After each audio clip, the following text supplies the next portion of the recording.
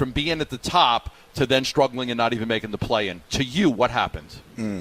Just the vibe and the energy was totally different. So, I don't want to thrash the last couple years, but they have been the hardest of my career. Last one for you. A lot of heartbroken Suns fans right now. What would you like to say? That's not true. No, literally, heartbroken Suns fan. Right over there.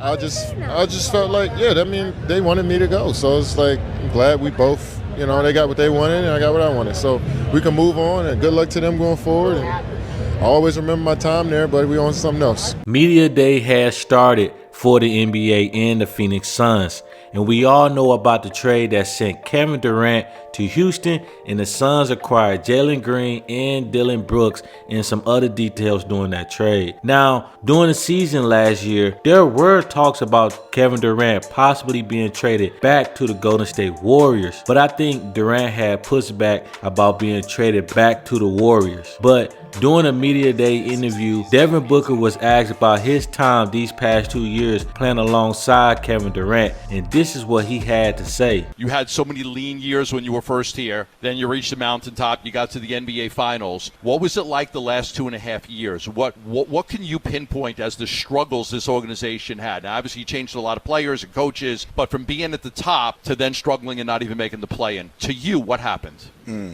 Yeah, a lot has to go wrong for, it to fall off that drastically. But I think it makes you appreciate more the details of the game, the chemistry of the game, the relationships that, matter off the court to on the court. You've seen, with our finals team, just the vibe and the energy was totally different. So, I don't want to thrash the last couple years, but they have been the hardest of my career of, being at that almost top and not getting there and then going to this. But you guys were all, I had heard, you guys were all really good off the court. Like off the court, everybody was good, but then on the court, something just didn't click. Yeah, there was a disconnect. I don't think there was any hatred in our last groups amongst the guys. I think just when you're all on a different plan and, you don't have the same common goal or same objective, then that's what it turns into. Is it easier to impose your will, impose your direction now that you're really the unquestioned leader of the franchise again? I mean, we'll see. I'm going to use my voice always. If I say something, if I feel something is going to be beneficial for the team, and especially with this team now for the growth of any young player, and I've been around these guys a lot. They're already hitting me with the right questions.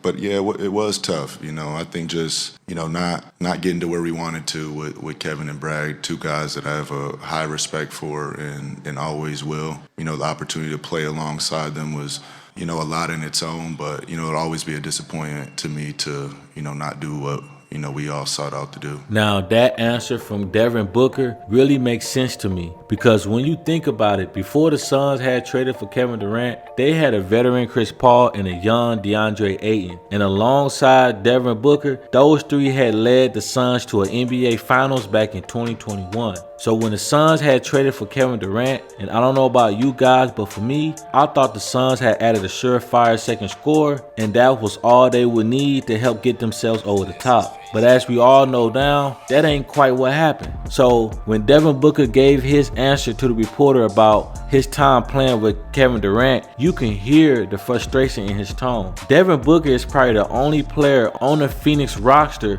that actually experienced both the highs and lows of playing for the Suns. Like when Booker first got drafted to the Suns, that team wasn't a team that was taken very seriously. That team was a team that struggled year after year and never had made the playoffs. D-Book came in and instantly started scoring a lot of points. Then they added CP3. Then they grabbed a young DeAndre Ayton. And then they actually had made the NBA Finals just for the front office to make some trades and the Suns fall back to a team that couldn't even make it out the first round of the playoffs. Now D-Book is in a position where the Suns made another trade to bring in Jalen Green and Dillon Brooks from Houston in exchange from Kevin Durant. I feel like the Phoenix Suns is looking at D-Book like this is your window. You're going to have to lead this team and your counterparts to a successful season. And at this point in Devin's career, he's the veteran on the team. And it's clear now that D-Book is the number one option on this Phoenix Suns team. Also, during the Suns Media Day, we got to hear from Jalen Green. And during this interview, Jalen Green says that Devin Booker sounds excited to play alongside him and Dillon Brooks. Which of you talked to Devin and